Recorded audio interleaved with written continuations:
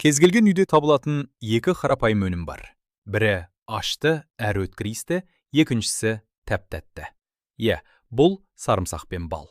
Бұл екеуін қосып жесеңіз, мыңда бір дертке дауа дейтіндер көп. Бірақ халық арасында айтылып жүрген аңыздың бәрі бірдей шындық па? Бүгін мен Мирас Ерланұлы сарымсақ пен балдың емдік қасиетін заманауи медицина мен ғылыми зерттеулер тұрғысынан талдаймын. Сарымсақ пен бал бұл дәрі емес, тағам өнімдері. Бірақ оны сауатты қолдансаңыз, ағзаға берер пайдасын бол. Сондықтан видеоны соңына дейін көріңіз. Дайын болсаңыздар, бастайық. Сарымсақтың негізгі сиқырлы күші аллицин затында.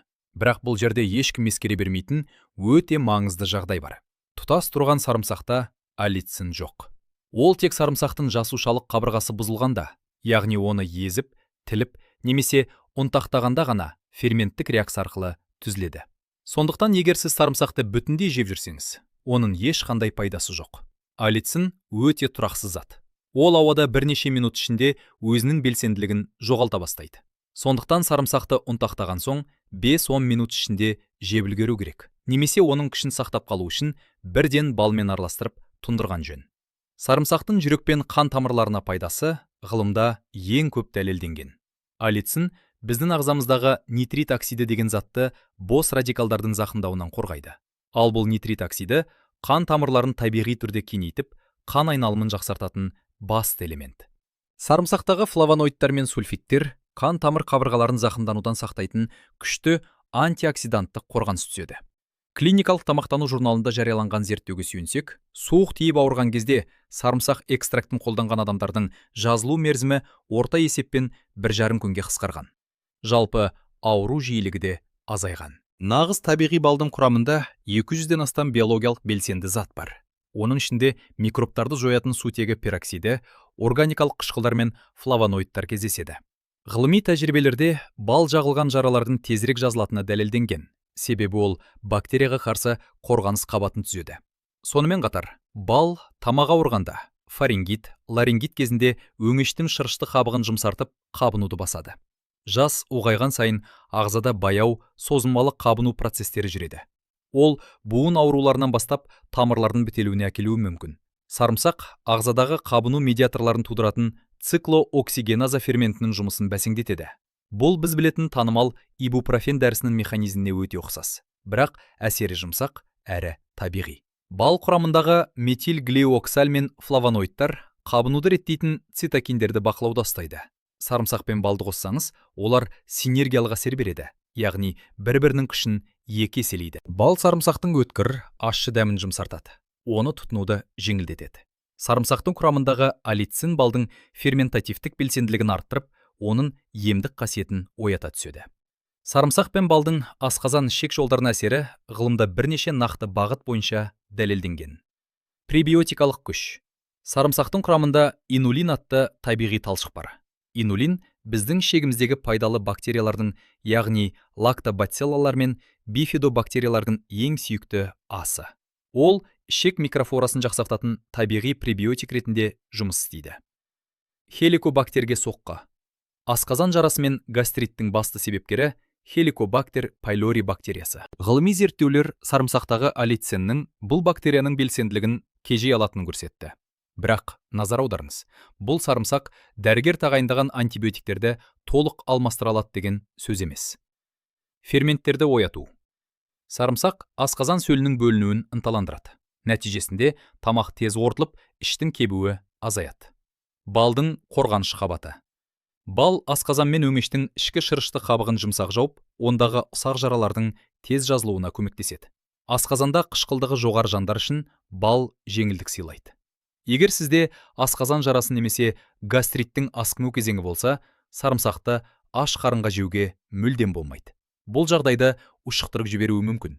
Қазір әлеуметтік желілер мен интернетте сарымсақ пен балды сиқырлы таяқша етіп көрсетіп, асыра сілтеп жататын тұжырымдар өте көп. Соның ең қауіптілеріне тоқталайық. Бірінші, сарымсақ пен бал бауырды токсиндерден толық тазалайды. Шындыққа келсек, бауыр сырттан детокс өнімдерін қажет етпейді.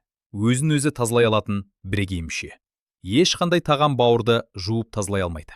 Екінші, бұл қоспаны ішсеңіз, ішетін дәрілердің дозасын азайтуға болады. Шындығында бұл өте қауіпті кеңес. дәрінің дозасын тек қана сіздің талдау қорытындыларыңызға қарап, емдеуші дәрігеріңіз ғана өзгерте алады. Үшінші, Альцгеймер мен деменцияны емдейді. Шындығында, алициннің мидағы қан айналымын жақсартуға әсері ғылымда зерттеліп жатқаны рас. Бірақ оның деменцияны емдей алатыны туралы ешқандай ғылыми дәлел жоқ. Төртінші, бүйрек жеткіліксіздігі кезінде бал ішу керек. Шындығында, бүйрек ауруларында, әсіресе созылмалы жеткіліксіздікте кез келген өнімді, соның ішінде балды да қатаң медициналық бақылаусыз және диетологтың рұқсатынсыз қолдану өмірге қауіпті болуы мүмкін. Егер барлық ғылыми деректерді мен фактілерді жинақтасақ, сарымсақ пен балдың ағзаға беретін нақты шынайы көмегі. Холестеринді 10-15%-ға төмендетуге және қан қысымын аздап реттеуге көмектеседі. Суық тигенде симптомдарды жеңілдетіп, айығуды жылдамдатады. Ішектегі пайдалы бактерияларды қоректендіріп, асқазан ферменттерін оятады. Ағзадағы жасушалық деңгейдегі баяу қабынуды жұмсақ түрде тежейді. Жасушаларды ерте қартаюдан және зақымданудан сақтайды. Сарымсақ пен бал табиғи өнім болғанымен, мына жағдайларда оларды барынша абайлап немесе мүлдем пайдаланбаған қажет. Сарымсақты қан сұйылтатын дәрілер ішсеңіз. Егер сіз варфарин, аспирин, клопидогрел сияқты дәрілер қабылдап жүрсеңіз, сарымсақ олардың әсеріне әсер етіп, қан кету қаупін арттыруы мүмкін. Асқазан жарасы немесе гастрит асқынғанда аш қарынға сарымсақ жеуге мүлдем болмайды. Ота операция алдында. Кез келген жоспарлы отаға 2 апта қалғанда сарымсақ жеуді тоқтату ұсынылады. Бұл тағы да қанның ұюын бәсеңдетпеу үшін қажет. Гипотония, төмен қысым бар жандарға. Сарымсақ қысымды түсіретіндіктен, онсыз да төмен қысымды одан әрі төмендетіп жіберуі мүмкін. Балды қолданарда.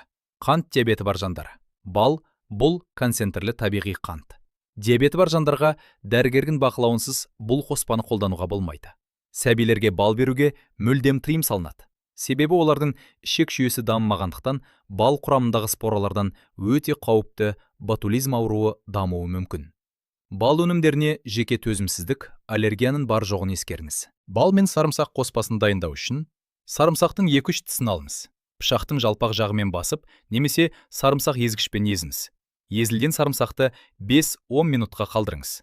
Осы уақыт ішінде ферменттер іске қосылып, алицин максималды деңгейде бөлінеді. Сарымсақты кішкентай шыны банкаға салып, үстіне оны толық жабатындай мөлшерде табиғи бал құйыңыз. Қоспаны ағаш немесе пластик қасықпен араластырыңыз. Металл қасық балдың ферменттерін бұзуы мүмкін. Қақпағын жауып, күн түспейтін салқын, қараңғы жерге немесе тоңазытқышқа бір күнге қойып қойыңыз. Тоңазытқышта 5-7 күн сақтауға болады. Бірақ 3-4 күн сайын жаңартып отырған тиімді. Таңертең ашық қарынға, таңғы астан 20-30 минут бұрын жеңіз. Бұл кезде ас қорыту ферменттері әлі белсенді болмайды да, қоспа ағзаға өте тез сіңеді. Тәулігіне тек 1 шай қасық. Артық жеу асқазанды тітіркендіреді. Алғашқы күндері жарты шай қасықтан бастасаңыз болады. Артынан бірнеше жұтым жылы су ішіңіз. Су ыстық болмау тиіс, өйткені қайнаған су алицинді, балдың пайдасын жояды. Сүтпен немесе шаймен араластырудың қажеті жоқ. Егер сарымсақтың иісі қатты мазаласа, 1 шай қасық қоспаны жарты стақан жылы суға ертіп, сусын ретінде ішіп жіберіңіз. Әсері дәл сондай болады, ал иісі азаяды.